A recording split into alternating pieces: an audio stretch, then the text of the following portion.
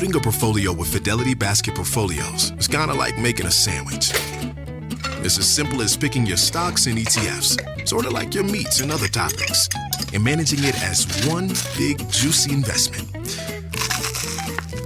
Now that's pretty good. Learn more at fidelity.com/baskets. Investing involves risk, including risk of loss. Fidelity Brokerage Services, LLC. Member NYSE SIPC. Hot Take is brought to you by Smile Actives. Are you self-conscious about your smile due to stains? Are your teeth aging you? Beverages like coffee and wine stain your teeth over time. So what can you do to brighten your smile? Well, you should give Smile Actives a try. Smile Actives is safe, effective, easy to use, and will keep you smiling proudly. If you're anything like me, you probably drink, maybe a whole pot of coffee every morning, and then maybe you go out in the afternoon and get an iced coffee. I don't know your life. I just know mine. And yeah, that stuff starts to add up over time. 97% of Smile Actives users in a clinical trial reported up to 6 shades whiter on average, all within 30 days. Have you ever wished that you had a whiter and brighter smile? Well, before you visit a dentist, you should know that their whitening treatments can be very expensive. And it's not just the price. You also have to book the appointment and schedule time away from work or family to sit in a dentist's office or chair while undergoing the procedure. It's a hassle. Fortunately, now you can try Smile Actives at home or anywhere, anytime. Smile Actives offer a safe and affordable alternative to those expensive whitening procedures. Simply add Smile Actives Pro Whitening Gel to your regular toothpaste, so no change to your routine, no extra time, yet people will start commenting on your whiter, brighter smile in just days. And even if they don't, so what? It's your smile. Get your own validation from within yourself. Smile Actives is the whitening boost your favorite toothpaste needs to give you the smile you deserve. Visit smileactives.com/hot today to receive our special buy one, get one free offer, plus free shipping and handling. That's smileactives.com/hot. Cricket is bringing our patented no bullshit conversations to the airwaves for the very first time with Cricket Radio. Every weekend in the lead up to the midterms elections on SiriusXM Progress and on the SiriusXM app. It's a new way to listen to the same cricket content you love. Join our lineup of podcast hosts, candidates, experts, and more, including Hot Take, as we break down all the issues that matter this November. Dive into the conversation shaping our current political climate and get the only 100% correct opinions in politics. You don't want to miss this. Subscribe now and get up to 4 months of SiriusXM. See offer details at SiriusXM.com/cricket.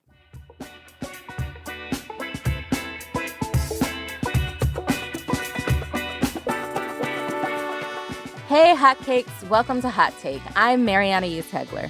And I'm Sara Sneath, an investigative journalist filling in for Amy Westervelt. And we are so happy to have you. Sara is both an investigative journalist and an alligator expert. She doesn't like to brag about that last part. Unfortunately, Amy had to miss this week's recording, and we will miss her, but we're always happy to have you here, Sara. Thank you so much. Thanks for having me. This week, we're going to be talking about a word you probably hear a lot of if you've been listening to climate conversations: frontline communities. That's right. And just a refresher, frontline communities are those communities that suffer the worst impacts of climate change. These communities are more often Black and brown communities. The term frontline communities can sometimes be used interchangeably with fence line communities, but those are actually different things. Fence line communities specifically refers to communities that are located near fossil fuel infrastructure, often literally across a fence. So while fence line communities are frontline communities, all frontline communities are not necessarily fence line communities. That's right. But even for folks who know what frontline communities are, by definition, we're not exactly good at talking about them. And the media still regularly ignores them or silences them until it's way, way too late. Right. And that's why I'm glad we're going to be taking this deep dive with the Hot Take champion, Drew Costley. Hopefully I'll really be putting Perfect. Drew Costley is one of our all-time favorite people to talk to about so many things, which is why they're the first person to come on Hot Take not once, not twice, but now 3 times. I remember those episodes with Drew. They were so great. I can't wait to talk to them again. And actually, you're not that far behind Drew, because now this is your second time on a hot take. Drew came on in 2020 to talk about the importance of local journalism, and then again in 2021 to talk about prison abolition. And we're really excited to talk to them again, so I think it's time. It's time to talk about climate.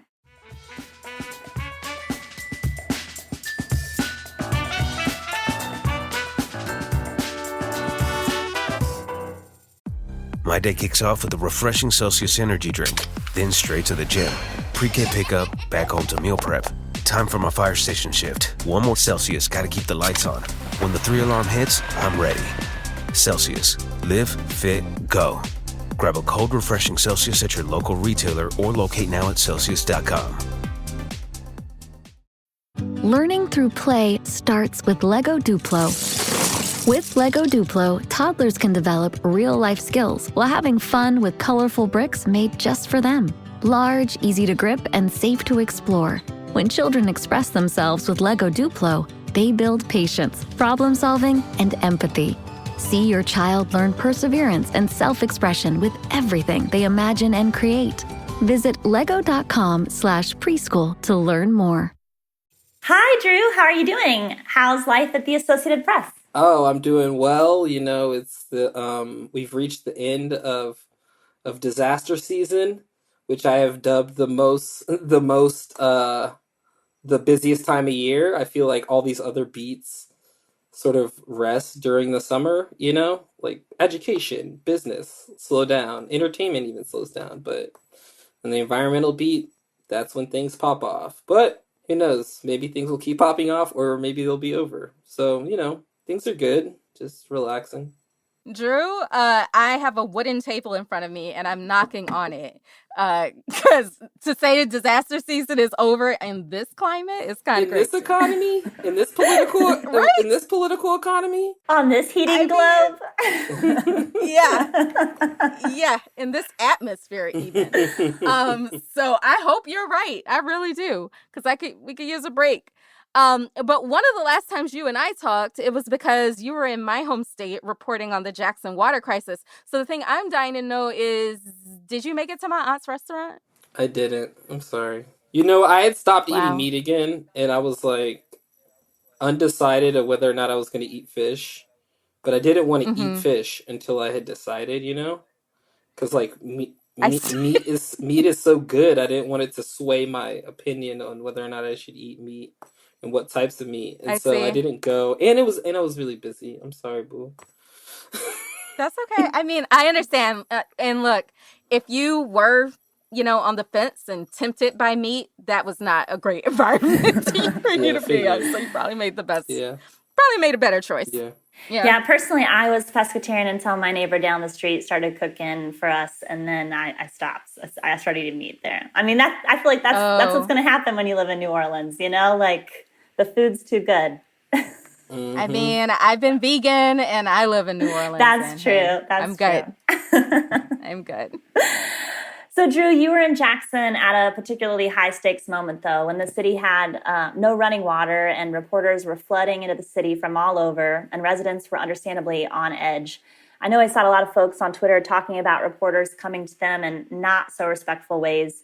How was it for you navigating that and getting the story right? Yeah, so I should say, thanks for asking that. I think, I went actually when I got there. I recognized that it was after the first round of media coverage of what was going on in Jackson, right? And so I knew that people would be wary and weary, and so I kind of wanted to take. I mean, whenever I approach people who have gone through something that I recognize as traumatic, if I'm being honest, right? Like losing water completely, and not being able to do the things that are normally the things you do in life with a very basic necessity, to me qualifies as a trauma. I'm gonna go and try to talk to them with the understanding that maybe they don't want to talk, right?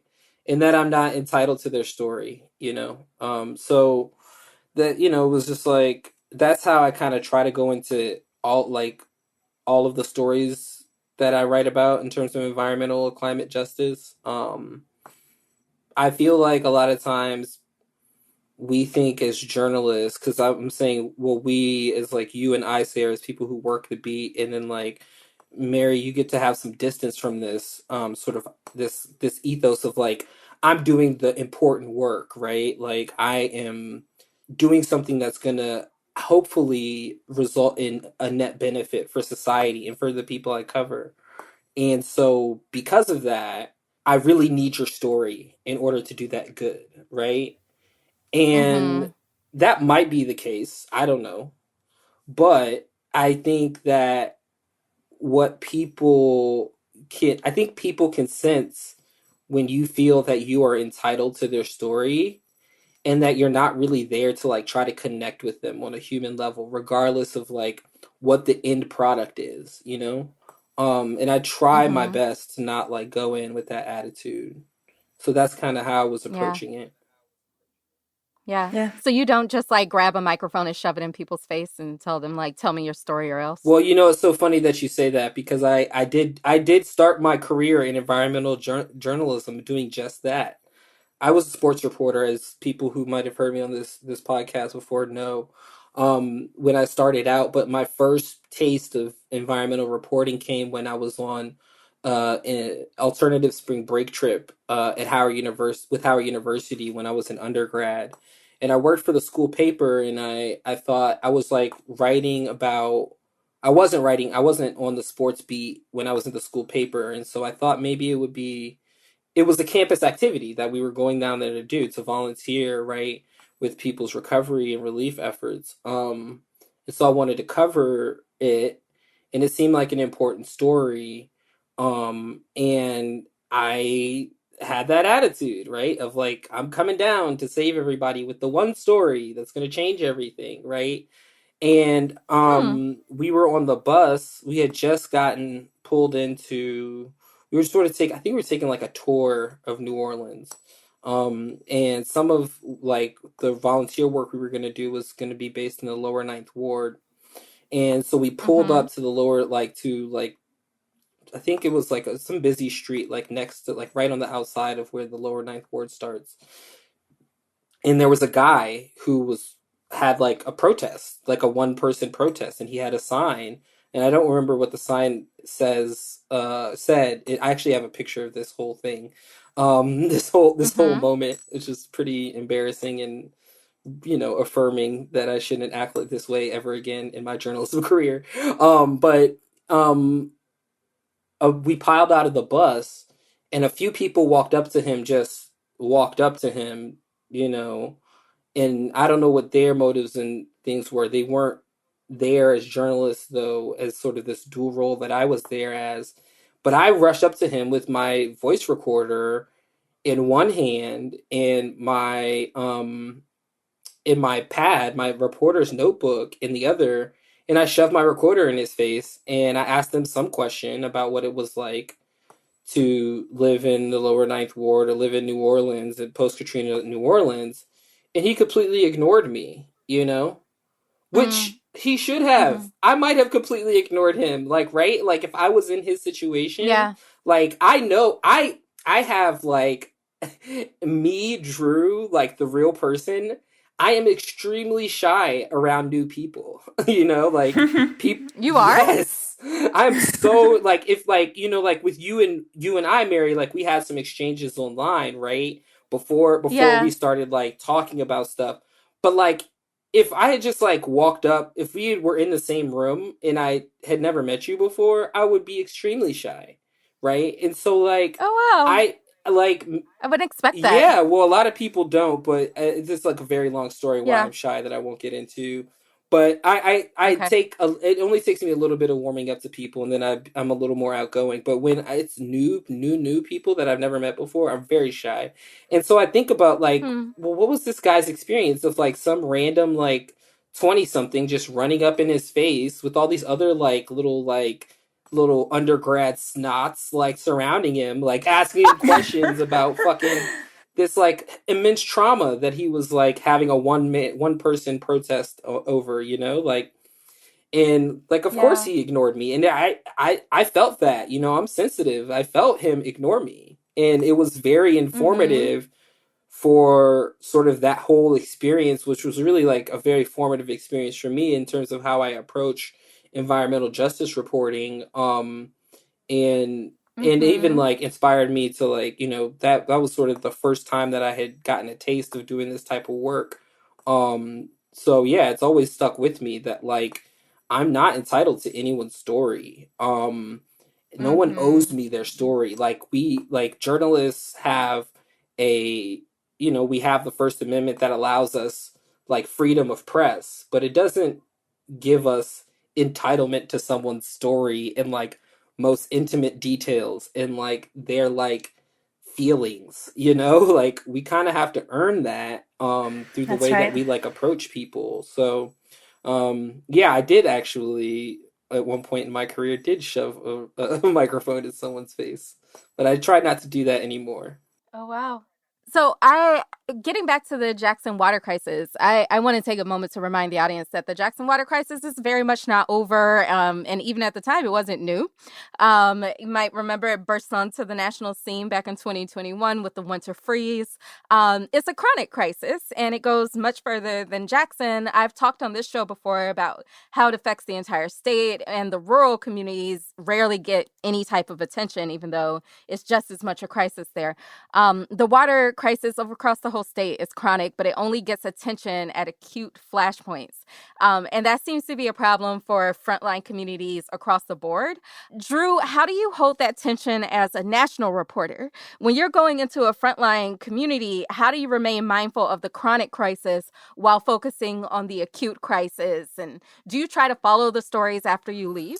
Yeah, I mean, I feel really fortunate that I work for an organization that has reporters in a lot of different places, right? So, um, I like, with what's going on in Jackson, there are two awesome reporters, Emily Waxter Pettis and I can't remember the guy's last name right now, Michael, whose last name who was a very gracious host, and I'm sorry I can't remember your last name right now. They're the ones that cover Jackson on a day-to-day basis. You know, I was brought down there because there were some like racial angles that, like, Mm-hmm. I have, you know, I'm informed about how systemic racism, it results in environmental harm, you know, and they Mm-hmm. wanted me to write that story. But if they like wanted me to write, like, there are some things that I heard when I was down there about research that citizens are going to do into tracking water at the tap, and understanding that, yeah, it's a chronic issue. If there's other stories for me to write that like they can't handle, which is probably hard to make happen because they're great reporters. So I don't know if anyone's ever told you about a tickler file on this. Have I ever said tickler file? Sarah knows what a tickler file is, probably. Can I guess what a tickler file Sure, is? yes. I assume it's probably like a enemies list of people who are extremely ticklish. And it's like you're plotting how to sneak up on them at the most embarrassing moment and tickle them until they surrender. Yeah, no, that's no. I would be on that list, by the way. I'm very ticklish. But How many are you with somebody's enemy though? oh, I'm probably a lot of people's enemy, but that's okay. Oh, You fair. know, yeah, you're the one that's got hella enemies. Anyways, that's a sidebar. I'm a Scorpio. What does that mean? I'm a Scorpio. I'm allowed to have enemies. Is how Well, we I'm a roll. Leo, so I'm also allowed to have enemies, you know? Because, you know, I'm the star, Ah, baby. Anyways, I'm y'all just don't kidding. hold grudges. We don't hold Y'all don't grudges, hold but grudges we do like have us. haters. You know what I'm saying? Okay, so yeah, so a tickler file is like a file of your like stories and story ideas, right? So I have like a tickler file of stories that I've done, stories I want to do, stories that are like harebrained ideas, you know, that I come up with at like 2 in the morning and maybe need more development and research. And like, so I have a tickler file of like all the places that I've been or written about, and I can like keep track of what's going on, like major developments. But I don't know, like I'm sort of an at-large reporter, so I don't really get to like I don't have the same function as a local reporter, right? Like I think where I'm at right now is there's a job of amplification. And I think what, to talk about like what you were in record, right? Like the Associated Press is like a news outlet of record, so it's important that there's a record that there was like systemic harm that fell along racial and class lines that resulted in like environmental inequity, right? Those are sort of my functions, right? I think, and less so sort of like the day-to-day coverage of like what a beat reporter would do. But to get at like the other part of your question, I think about bringing like understanding like the chronic issue and like bringing that out in the report is like, I don't try to conceive any of my stories as I'm the first person that learned about this. Like I come from I come from hip hop, and there's a famous Nas line, no idea is original. There's nothing new under the sun, and that's a paraphrase of a quote, of a famous quote itself, right? And so like when I come down and I'm reporting, like I have to do a bunch of background research to like know what's happened before, what's been written about before, and like don't necessarily need to give my sources a book report, but like can like let them know that I understand that there is a chronic issue, and then like how have you been experiencing this since before we got here is usually a question I ask, Yeah. especially with things like with Jackson, like, it's just like with Flint, like that there were people in the community for like a decade or more, like raising alarm bells. Yeah. And you just, I don't know, you don't act like, I just don't act like this is sort of the event. I know that I'm getting sent down there because there's like acute attention, and my editors and like management are like seeing that they want to put resources to this, but like me myself, the person trying to connect with sources, like, we have to have this understanding, like I have to like communicate this understanding to them that like this is not new. Yeah. Yeah. Yeah. Sarah, I know you do reporting trips as well. How do you think about these things as you try to make inroads with new communities? Yeah, I love what Drew's saying. I just want to, yeah, I love so many things that he's saying about, first off, just like letting people off the hook, to like, if they don't want to talk right now, if they feel like that's going to do them more harm, then I don't push the issue, just walk away. That's fine, because some people do feel like talking helps them, and they feel that's cathartic, but other people don't. And like, you should let people be themselves in that moment. And another thing I was just thinking about was like being curious, like not trying to assign your own context to what people tell you. So another thing that Drew just mentioned was about doing your research, before you go into a community. One thing I've come across though is like when I do my research, the quote unquote research often involves reading other news articles or like news clippings of that. So that's kind of like an interpretation of what the community has experienced. That's not exactly necessarily in the same words as the community would use, So like, I think take those news articles sometimes with a grain of salt, like whose perspective is that really coming from? And maybe the community doesn't like the way that they've been portrayed in the past. So like be open to that. And sometimes even asking the question, what have people gotten wrong in the past, is a good way to like let people help set the narrative straight.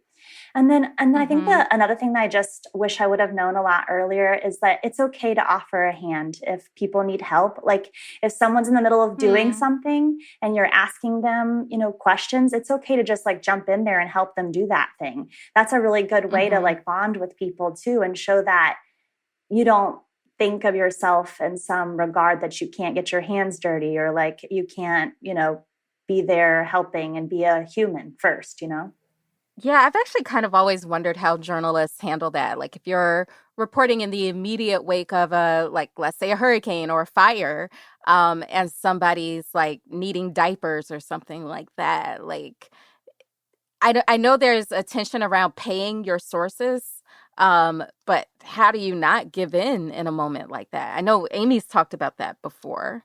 But I wonder how y'all hold Yeah, it. it's difficult. I mean, it happened while I was down there. There were these guys who were like unloading a water truck, like, and In Jackson. yeah, and they were like, "Can you help?" And I was like, I'm not really supposed to." And I mean, I ended up helping some, but it's difficult, Mm-hmm. honestly. And I'm grateful for what you're saying, Sarah, because I think that we should be able to like actually be human and help our sources, like, and I think there's a line, I think there's some sort of common sense line between like paying sources, right? Like favor for like access and like just like being a human, you know? Absolutely. And I don't know. I it's definitely like I'll probably stop talking after I say this because it's like, my outlet isn't necessarily like they have like very old sort of like traditional ideas about that sort of intersection. And I don't know. Maybe they need to be Yeah. revisited. Who knows? Yeah. Yeah. Drew, guess what? What? Chicken butt. No? Nobody laughed at that? That was funny. Haha. I am so disappointed in yourself? Wow. Okay, first of fucking all, God Drew. damn, came on camera. Came on camera. Hey, what's up?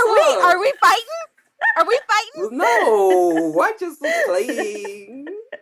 I feel like you're coming from a neck. Damn, your chicken neck.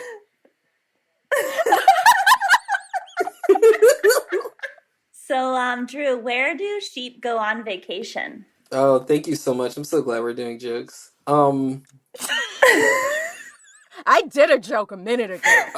That was catch it. It was over your head. Joke. Yeah, that was over your head. Sorry, that was over my head. Where do sheep go on vacation?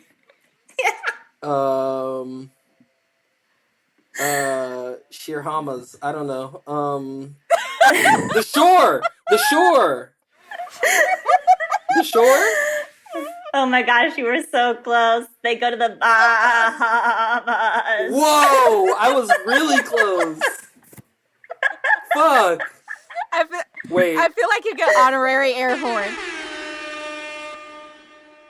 Going to ads.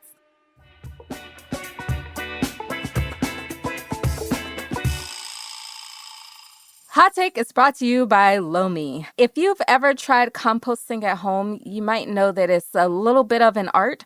I once failed really badly at composting, and long story short, I wound up having to empty my composting bin full of worms underneath a bridge in the winter.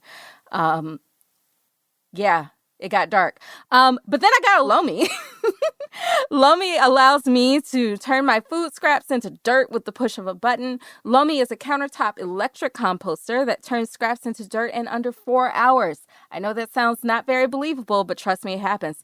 And there's no smell when it runs, and it's really quiet. I'm saying this from experience. And I got my Lomi at the actual perfect time because I've gotten really into plants lately, so couldn't have been better. Thanks to Lomi, I have way less garbage each week. Since I got my Lomi, I throw out way less garbage. That means it's not going to landfills and producing methane. Instead, I turn my waste into nutrient-rich dirt that I can use to feed my plants. Lomi is super easy to use. It has like 3 settings, and I just picked the simplest one because that's the one it came set to. And it's great. If you want to start making a positive environmental impact or just make cleanup after dinner that much easier, Lomi is perfect for you. Head to lomi.com/hot to use the promo code HOT to get $50 off your Lomi. That's $50 off when you head to lomi.com/hot and use promo code HOT at checkout. Food waste is gross. Lomi is your solution. You'll want to move quickly as they're over 80% sold out for October. That's Lomi, LOMI.com/hot. Hot Take is brought to you by Cozy Earth. Cozy Earth sheets are made from premium 100% Viscose from bamboo, which means they're super soft, lightweight, and temperature regulating, so you'll sleep more comfortably year round. I love my Cozy Earth sheets. They feel like sleeping on butter, which I know that might sound weird, but just trust me, it feels really good. And you fall asleep. I fall asleep so much faster when I'm sleeping on them. Cozy Earth products are so amazing. They have been featured in Oprah's Favorite Things 4 years in a row. They also offer a 100-night sleep guarantee, which means you have up to 100 nights to sleep on it. Wash it, try it out. If you're not completely in love, just send it back for a full refund. And Cozy Earth offers a 10-year warranty. When is the last time you heard that kind of warranty for sheets? Cozy Earth's bedding, towels, and clothing are all warranted against pilling, discoloration, and shredding. You can rest assured any defects are covered and replaced immediately. Plus, they're made out of bamboo, so pretty sustainable stuff here. Whether it's their best-selling luxury sheets, ultra-comfortable loungewear collection, or new bath collection, you'll absolutely love shopping at Cozy Earth. Our audience can save 35% on Cozy Earth. Get cozy now. Go to cozyearth.com/hot and save 35%. All backed by a 100-night sleep guarantee. That's cozyearth.com/HOT. Exciting news! Pod Save America dropped a bonus episode last week featuring an interview with former President Barack Obama, and they discussed everything from the importance of the upcoming midterms to what's going on in Iran. We promise you don't want to miss this. Listen to the conversation in the Pod Save America feed wherever you get your podcasts.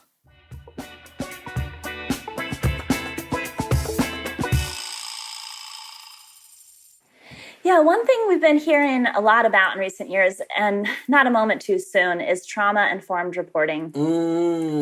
And I know personally, I don't think I've ever had any formal training for this. I literally remember a moment at my first newspaper job when I was interviewing a victim of a violent crime, and I was literally like Googling on Pointer how to talk to a person who's the victim of a violent crime as I was talking to this person. So Drew, I'm wondering if you've gotten any training in this area and have any tips. The short answer is no, right? Like I haven't gotten any like if there was a certification, right? Like taking a trauma-informed reporting class. I've never done that. I'm a survivor of trauma. I have chronic and complex PTSD. And I come from people that have experienced lots of trauma in multiple ways, right? Like I'm Black, I'm queer, I'm disabled, and I grew up with some level of poverty, and I think that just like how like those things can inform my report in some ways in terms of identity, I guess also they can inform my report in terms of identity as being like a trauma survivor and understanding like having contact with people who have gone through trauma. Yeah, it's a very important designation to be trauma informed, I think, right? And one that shouldn't be taken lightly. So I won't say that I've gotten any training in doing it, but I have a lot of experience thinking about it and talking about it with people some inside the industry and some outside, just people who I know in some of the communities that I'm in. And I think that it's something that like we should all have, period, journalists or not. Like we are all like, if you just take the most recent example that is very overarching, which is COVID, right? A lot of the conversation that people had about that experience was that it was a shared trauma, right? It's collective trauma.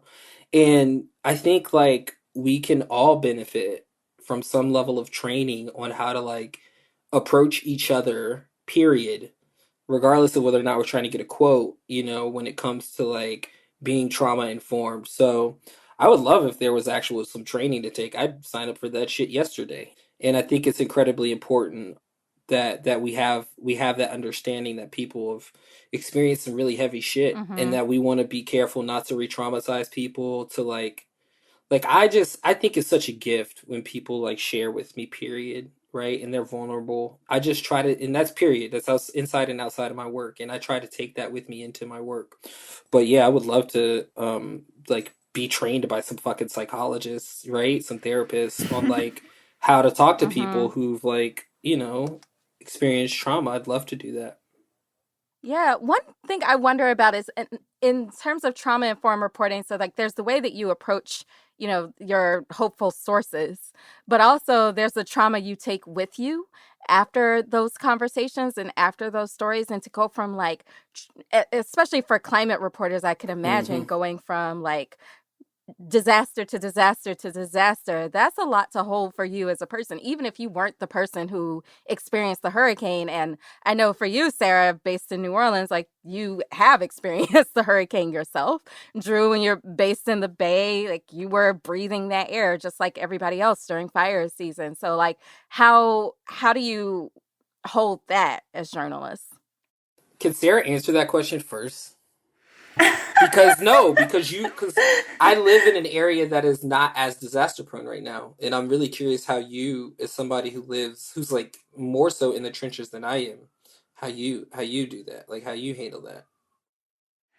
Well, yeah, I guess one thing I was talking to someone about this the other day. One thing I think I took away from Hurricane Ida specifically was just how the things that are reported as like, as we're reporting, we're always looking for, there's a tendency to look for the worst example, a death, somebody is seriously injured, something like that. You're looking for something that's outwardly shows the impacts of these events in a way that really captures the worst of it. But I think what's missing though, and what I experienced was just also how it can impact you in seemingly small ways, but like really get under your skin, like the way like you can't during Hurricane Ida, like I came back I evacuated to Mississippi, and then I came back, and on my way back, I was trying to get gas, and the prices of the gas were so high you couldn't even get them, and some of the lines were like hours and hours long,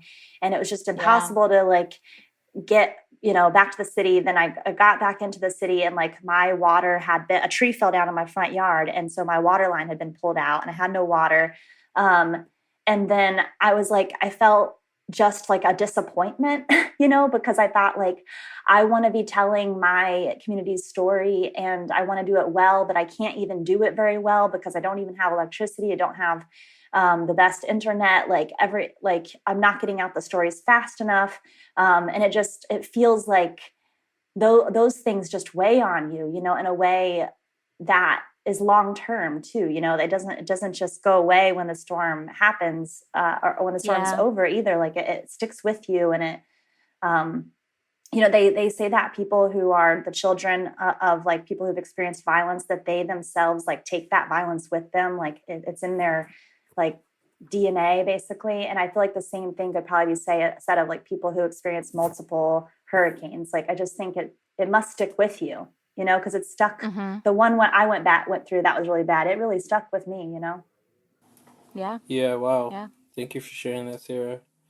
Yeah, I mean, I feel that. Yeah, I don't know. I'm thinking now about personal experience and like it's like I benefit did is this a way in which I benefited from growing up in a dysfunctional household, right? Like where Mm. like I have some level of like training and rhythm around like is it gonna be is the shit gonna hit the fan today or is it gonna hit the fan next week, Mm-hmm. right? But it's definitely gonna hit the fan. Um I I just like do the same things that I don't know, man. I got a therapist, you know. Yeah. I pray, I meditate, I drink water, I try to Mm-hmm. feed myself as well as possible, and it's so I vibe with Sarah when it's like I had that experience a couple times when I was living in the Bay and I was writing about wildfires while experiencing like having to like be in the house like having a shelter in place because I lived in the Bay between 2017 and 2020 like late 2020 basically and like Yeah. it happened several times, right? While I was living there, where it Mm-hmm. was like so much smoke outside that the local authorities were telling us to shelter in place. And like I was still like reporting, you know.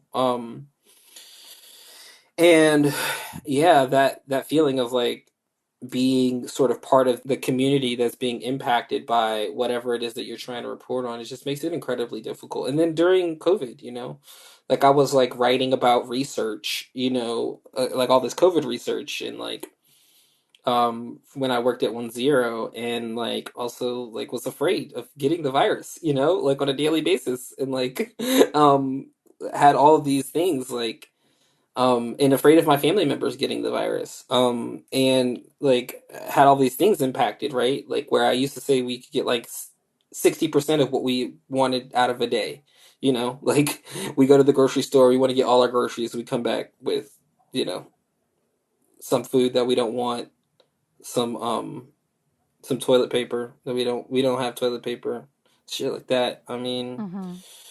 I don't know, it's hard, and the tools remain the same, right? Like um to try to cope and to try to still like heal and recover and recuperate and grow. Mm-hmm. That's what I do. I just try to take care of myself as well as possible. I mean, you know, I've had situations in my career where like I didn't take care of my mental health and my wellness for long enough that it broke me and I couldn't do the work anymore, you know? Mm-hmm. And I recognized sort of when I was coming out of the most recent time of that like I have to be able to take care of myself so that I can help other people. So yeah, I don't know. Yeah, that's real. Absolutely. I think when I've done my best at this, what I've been able to do is to show joy that people have in impacted communities, and vulnerable communities, and I think that's important because it shows how communities have all the ingredients to thrive when they're given the opportunity. And I wanted to ask you too, how do you think reporters can better show the joy that's possible in frontline communities? Yeah, by showing it. You know? You know what I'm saying, Sarah? I know you can Yeah. like you can relate like you know, we like it's like when I was in Jackson, like I was like there was a water line and like it didn't get into my story honestly. And I wish it had, right? I wish we had more space to tell the stories that we do. But people were like joking and hugging each other and telling jokes Mm-hmm. and like taking care of each other and smiling, you know? Those are things that we should be depicting, you know, if we want to have like a holistic report. And Mm-hmm. maybe there are these times where like we want to say all we want to say is that people were suffering, but it shouldn't be the whole picture, you know. It shouldn't be the whole picture that people are just suffering because they aren't. I know from like covering these stories enough, and I'm sure you do too, Sarah, especially being in a place down like in New Orleans, you know, where people have to hold the realities of like great tragedy and great like hope and triumph and love like at the same time. Like I mean, I feel like I come from those people, you know, and Yeah. I always record it at the very least, like in my notes, you know, or like I ask questions about it. And unfortunately it doesn't always get into the report. Um Yeah. and you know that goes to putting it in the story, fighting editors to keep it in the story. You know what I'm saying? That's how. Yeah, I love this question, Sarah. I don't know if y'all got to see last week tonight, but it was focused on transgender rights. And one of the things that ended the report was the importance to talk about the joy of the transgender experience and how it's not always just suffering and sadness and right. And like it's problematic to allow that to dominate the story, but that also requires us to make room for complicated Mm, stories. And it also will require us to not just talk about vulnerable communities, frontline communities, you know, communities in danger when they are at their most acute moments. That's going to require us to stick with these communities. And also, I think showing the joy can probably start to tempt the line with resilience narratives, which we all know is a problematic word. So if it's like, you're showing folks after a hurricane celebrating life, you also still have to be able to talk about the horrible thing that they've just had to deal with and the long road ahead of them, while also talking about their joy. Because if you end it on the joy while they're still at the acute crisis, I feel like that can send the signal that these folks don't need help. They're good. They got it. Right. So that's complicated. And I don't think we do very well with telling complicated stories or reading complicated stories as a society. So yeah, I think we need to do it. I think that there's ways to talk about joy that could become irresponsible, though. So I don't know. What do you think, Sarah? Yeah, I would say that, like, I know that I've done it right when someone leaves the story pissed off instead of sad. When someone reads a story of mine and they say, "Oh, that was so sad," I'm like, I did something wrong. That's not what you should be feeling. Like, should be feeling mad if you feel anything. But because, like, mad is an emotion that you can do something with. But I think sad makes you feel like you can't do anything about it, Damn. Yeah, that's real. So I know I've told Drew this. I may have told you this story as well, Sarah, but back when I was trying to be a reporter, my short-lived little stint, I did a story about how Hugo Chavez was giving people free oil to heat their homes in the winter in the Bronx. And I met this older woman who told me about how the free oil had benefited her, cut her costs and all of that. And I was trying so hard to be respectful with my questions to her. And I was completely just taken aback when the photographer who came with me just outright asked her about her breathing machine. Because I was wondering, but I felt like it was so rude to ask her. And she answered.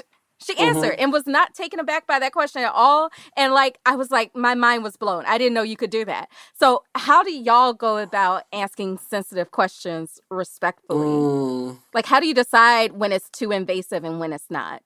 Yeah, I mean, I think it's like there's a lot of sort of context clues sort of thing. I think it's a case by case basis for me. If it's germane to the story, then I want to try to find a way to ask the question, right?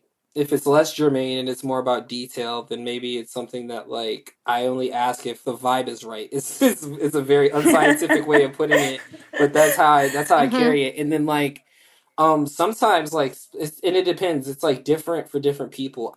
I just had a couple stories come out about disability and climate change, and oh yeah, we're gonna talk about those. Okay. Yeah, I'll just hint a little bit. I just ask people about their disabilities because I'm around a lot of people with disabilities just in my life, otherwise, and also personally having had a physical disability growing up, and when people find out about some of my unseen disabilities too, I don't want people to be so when I'm asked about it in a way that's gingerly or overly sympathetic, it kind of makes me feel like I'm without agency, right? And so I would want somebody to just ask, right? And maybe a non-judgmental tone, but just ask.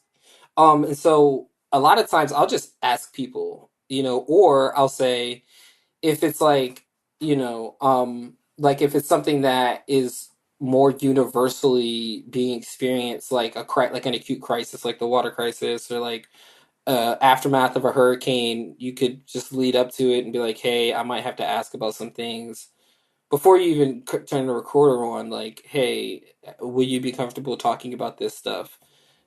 No. Okay, what about that stuff? Okay, sort of informed consent. Yes, being transparent about what you're there to do, and what how it might fit into the story.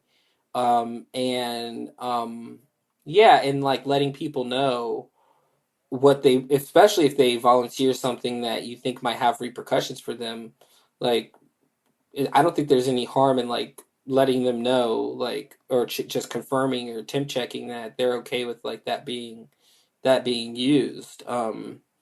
So I don't know, being sensitive, trying to be and not being entitled, yeah, being curious, like I think Sarah said earlier, like, not letting that curiosity die out because like you have something in the back of your head that like tells you that this person might not want to share. And Mm-hmm. just sort of trying to hold all those things at the same time. Yeah. I don't know, Sarah, do you have any thoughts on that?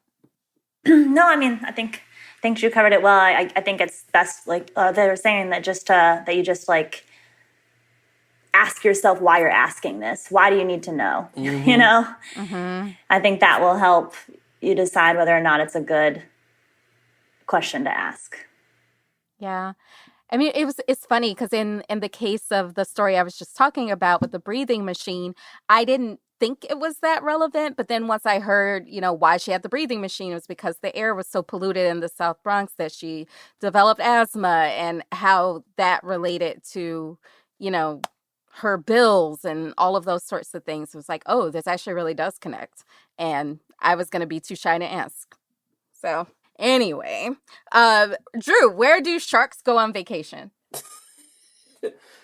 I got a good one. Martha's Vineyard, What? What? because Wait, that's where Jaws how was do shot. That's not a pun, Oh. though. Yeah, that's true. It just went over You're y'all's just like heads. you're just like thinking of nice vacation spots for For sharks. sharks, yeah, man. The sharks, man. What if the sharks like want to get some vineyard vines, I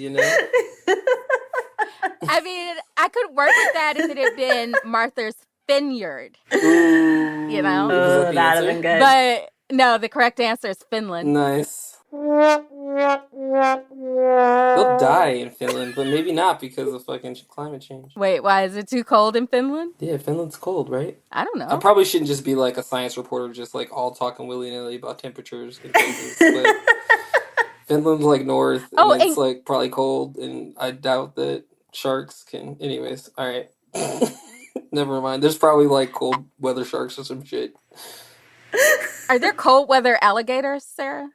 Sarah's a she's kind of low key about it, but she is. Well, I'm not an but You can't, like, a science journalist isn't going to be like, yeah, I'm an when they don't have a PhD in alligators.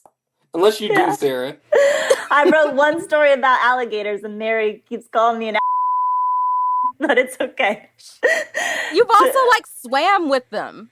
That doesn't Okay. make you a bro. I live. Yeah, that's true.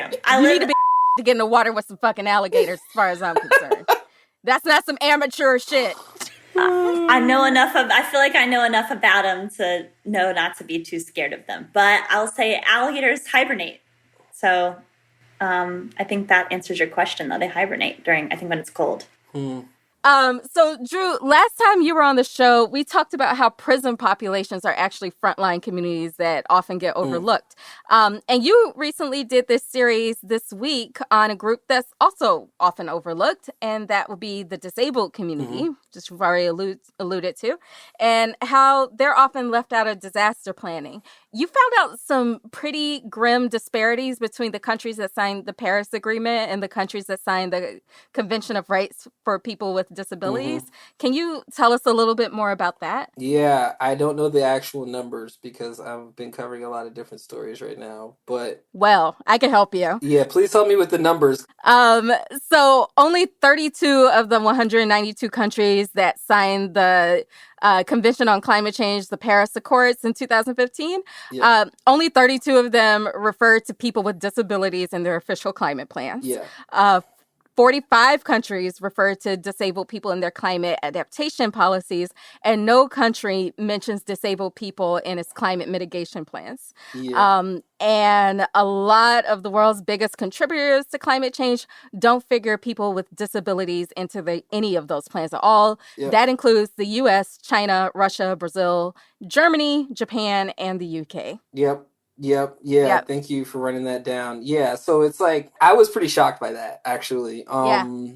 Because I don't know, like mindfulness and planning around people with disabilities seems to be kind of a thing that like you would expect of a more technologically advanced or economically advanced country. Mm-hmm. And that's not the case. Like some of the poorest, and maybe if we're talking climate, maybe we put our climate hat on when we're thinking about this. Some of the poorest countries and the ones that have already experienced, the worst of climate change so far, are the ones that are the first to come up with ideas around climate solutions, and are willing to like sign on to some of the more drastic policy measures, and policy commitments. So maybe I shouldn't have been so shocked. But yeah, I mean, and the other thing is that a lot of these countries, minus the US, have signed on to the UN Convention of Persons with Disabilities, which is actually like Right. pretty universally adopted at this point. But the US hasn't adopted that. And I think it says something about the country's mindfulness about people with disabilities. We Mm-hmm. have the ADA, but there's all sorts of problems with enforcement around the ADA, and then also that like a lot of times people to bring like this might be I might be speaking out of league, but I think like it's the burden of proof is on the people with disabilities to prove that they like need a thing. Mm-hmm. If it's not like explicitly like in policy in federal policy. um yeah, I mean, there's all these ways that we just don't care about and think about people with disabilities, Yeah. generally speaking, and so obviously, I guess it gets into the climate planning. Yeah. And for clarity's sake, ADA is Americans with Disabilities Act. Mm-hmm. Yeah, I really liked these stories you did, Drew. I thought they were so impactful. In 2021, my best friend, who I co-own my house with, she was hit by a car while riding her bike, and Mm. she was in a wheelchair for 3 months, and I really gave me a glimpse of what trying to navigate New Orleans is like in a wheelchair. We have an Mm-hmm. elevated house, and most houses, are elevated, and we had to have a ramp built for our house, and we took like doors off of our some of our rooms because they didn't allow for her wheelchair to go through. Mm-hmm. And most of the one of the things I never noticed prior to that, and I'm ashamed to say, but I never noticed that all of the bathrooms at most of the bathrooms at establishments in New Orleans are elevated because the plumbing like has to be elevated to not flood. So like Mm-hmm. every time you go to a restaurant or something, you have to like go up 3 stairs to go to the bathroom. Mm-hmm. And that also makes it just so hard for folks. And that's before you even get to, dealing with a hurricane or something or an evacuation. So yeah, it's very important issues, very important issues. Yeah.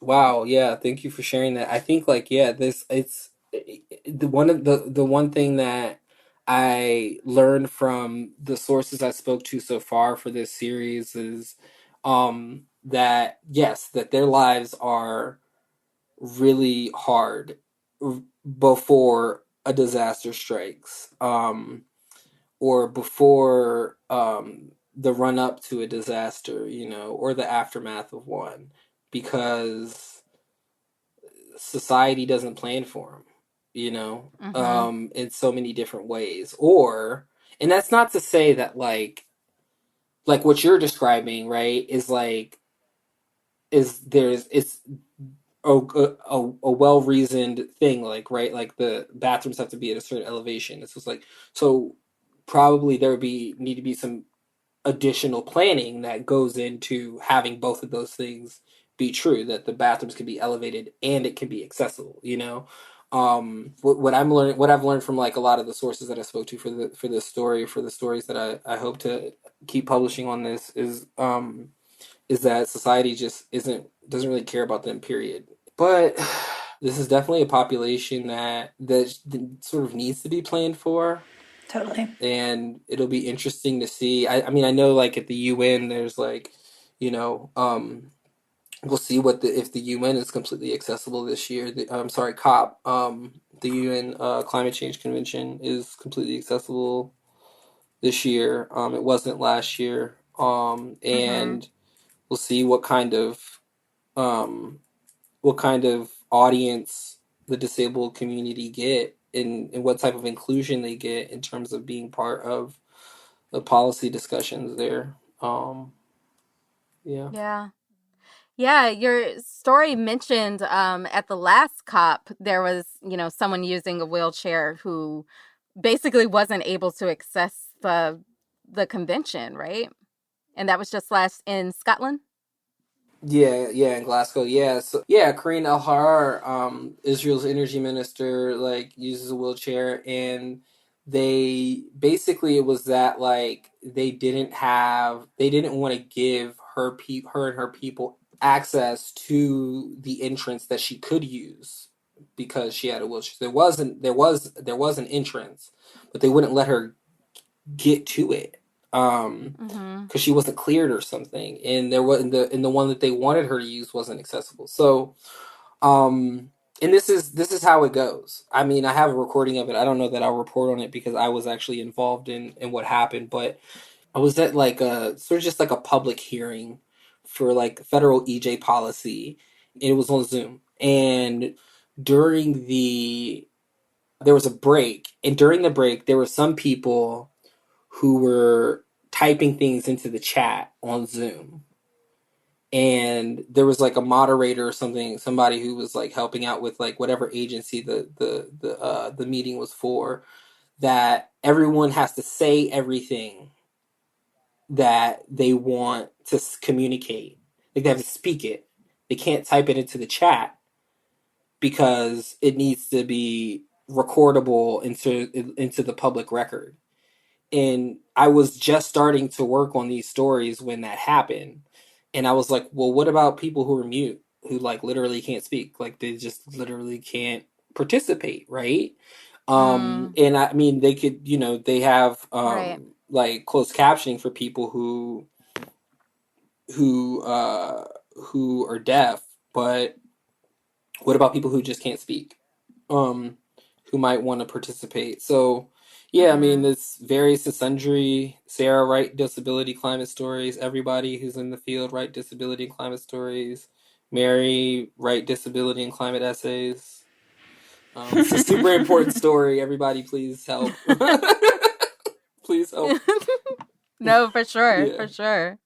And we've been focusing, or we've been talking about disabilities, physical disabilities, but your story mentions people with cognitive disabilities too, Mm-hmm. and how they're neglected in emergency planning. Can you talk about that a little bit? Yeah, I mean, yeah, I think it's not just, and one thing that didn't make it into the story that I'd love to talk about too is that people with like neurodivergence often they have trouble like being involved in like protests is what like some people were talking to me about in like demonstrations. Um because there's just not like this mindfulness of people who have maybe sensory issues or things like that. But yeah, the part that was in the story was just about how like communications about climate change are not mindful of people with like reading disabilities. It's like a very simple way to like to like think about it. Like there's like an easy read Mm-hmm. format which like when I was writing the sentences that of this paragraph talking about easy read format, I was like, oh my gosh, I'm not even writing an easy read format. Yeah. Communications about climate change are not accessible to people who have like either attention deficit or a combination of attention deficit and dyslexia. Um, that's like another way that like we are leaving out a lot of people who like could be part of the solution and who want to be part of the solution, and like at the very minimum they want to be part of the future, Yeah. like they want to survive and thrive, Yeah. and Yeah. they have less of a say in it, I think, if you really look at it, because Mm-hmm. the solution isn't accessible to them. Yeah. That was actually one of the things we thought about as we were starting this podcast, Amy and I, about, not everybody Mm-hmm. learns by reading dense articles. Not everybody, processes information that way the best. Sometimes I don't. Sometimes I'm a better listener than I am reader. And so I think that there's a tendency in the climate community or in the climate conversation to like prioritize that specific kind of intelligence where you're somebody who reads really fast or somebody who processes numbers really fast. And that's not everybody. And we need everybody. Yeah. So why would we do Yeah. that? Um, so another thing I wanted to talk about is like it's kind of wild how after every major disaster, you kind of only have to wait for the dust to clear a little bit for there to be news about some nursing home scandal, which kind of gets back to what we were talking about before about frontline communities being neglected until they're in an acute crisis. How do you think the journalism community could better serve and include the disabled community on a sustainable, long-term basis? Giving them hiring them not just to report on disability, putting them in positions of power in journalism, in news outlets and in journalism organizations, by seeing them, making it part of the regular report. It's an incomplete report if it's not concerned with people who are elderly in the community, if it's not concerned with disabled people, just like how, I mean, this is the way that it came up for me was, I was like, well, when we talk about environmental and climate justice, a lot of times we talk about class and race in America at the very least. And but what about other communities that are historically marginalized, right? And so the same thing applies here that applies for inclusion of BIPOC voices, of queer voices, and trans voices. And it just has to become part of your everyday existence and mindfulness of it. Like, we can't live our lives with these like blinders, which pun fucking maybe not intended, and even my language needs to change. With this like sort of like individualistic mindset where we're not in community with a broad array of people, we often, our society is very atomized and we don't live in community with people, or we like are very like narrow about who we're in community with, and we can't. And journalists, if you want to be a record keeper, if you want to be a storyteller, you gotta realize that it's like you're telling like humanity's story. You're not just telling like the suburb story. You're not just telling affluent people's story, or white people's story, right? Or straight cishet people's story, or able-bodied people's story. And that's how you get it into the report, is by it's gotta leave the newsroom with you so that it can come back with you when you come back. And it needs to be in all parts of our lives, That's how, in my opinion. Snapping over here. Totally. I agree. But I do just have one more question. Drew, how do you know if an elephant loves to travel? The size of its trunk. Give it to me. It was close enough. Do I get an air horn? Really? Actually, I would say that's pretty much it. Yeah, it's because they always pack their own trunk. Because they pack their own trunk. Damn. No, I think you got it. I think that counts as a victory. No, I don't want that. Yeah, that's a win. You don't want that one? I don't want a moral victory. Wow. Wow. I wish I had picked more victory. puns. We just stopped talking about living in community. I want an absolute victory now. No, I'll take the moral victory. Thank you very much. This is the most Leo reaction to getting a pun slightly wrong. I'm a double Leo. Really? I'm a Leo sun and rising. Can you guess what sign Sarah is? I'm not good at that. Just tell me. I'm not good at that. Well, one thing you know about Sarah from this interaction is that she stays out the shit. She's a Pisces. Right? Like, just keep swimming. Okay. I'm like just now learning like astrology stuff. Yeah. And also, Pisces and alligators get along. Oh, jeez. That makes you. I think being a Pisces makes you an. Oh, every Pisces in the world is an. That's it. That's... New study. I'm gonna piss off my editors as much as possible. I mean, honestly, Sarah, you are the only person I know who has ever said the word alligator gar. Yeah. Alligator gar. Alligator what? A fish. Are you talking about the fish, Mary? I don't know. It looked like an alligator to me. No, there's a fish. It's called an alligator gar. They're really huge and they have lots of teeth. Cute. They look like alligators. Yeah, kind of. It's hot. So I guess you haven't eaten alligator since you've lived down there, right, Mary? I think we talked about this. No, I'm vegan. Right. I'm not going to eat an alligator. But have you ever had alligator? Probably. Right. But I don't recall it.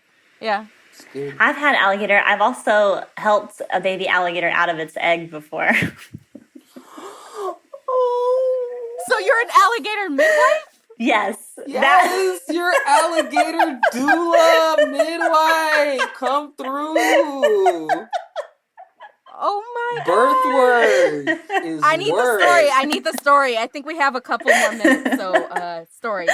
Well, okay, so I went to this alligator farm when I was in Texas, and they told me while we were at the story just caught like completely off the rails, as it would at an alligator farm. One of the things that happened while we were there was a local rancher called the alligator farmer and said that a couple of his cattle had just been electrocuted by some lightning. And he was like, if you come over here and pick up the cattle, you can feed them to your alligator. And so I was like, I need to stick around for that. I'm coming right back after lunch, and I'm gonna like watch these cattle get fed to alligators. And they were like, yeah, sure, you should do that. And also, you know what else? If you're like really into all of it, you could come back when we're hatching our alligators, and you can help us hatch the alligators. And I was like, yep, I am coming back for that as well. And so I came back several months later, and I helped them hatch the alligators. The baby alligators, they make these little like vocalizations when they're ready to hatch, and at the alligator farms they like help them because that's what the mother alligators typically do, is they help them like tear their little leather sacks open. Wow. What's the sound? Can you make the sound? It's like Hey,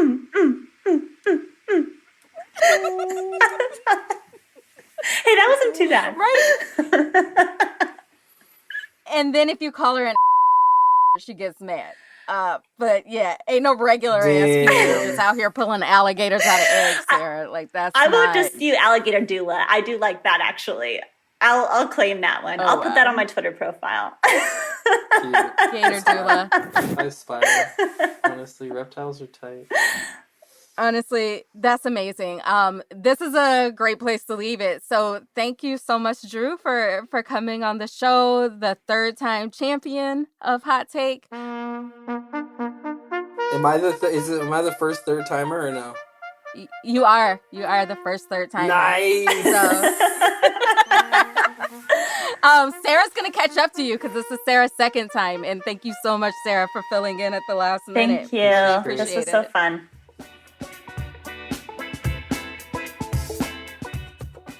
Hot Take is a Crooked Media production. It's produced by Ray Pang and mixed and edited by Jordan Cantor. Our music is by Vasilis Fotopoulos. Leo Duran is our senior producer, and our executive producers are Mary Anais Hegler, Michael Martinez, and me, Amy Westervelt. Special thanks to Sandy Gerard, Ari Schwartz, Kyle Seglin, and Charlotte Landez for production support, and to Amelia Montooth for digital support. You can follow the show on Twitter at Real Hot Take, sign up for our newsletter at hottakepod.com, and subscribe to Crooked Media's video channel at youtube.com/crookedmedia.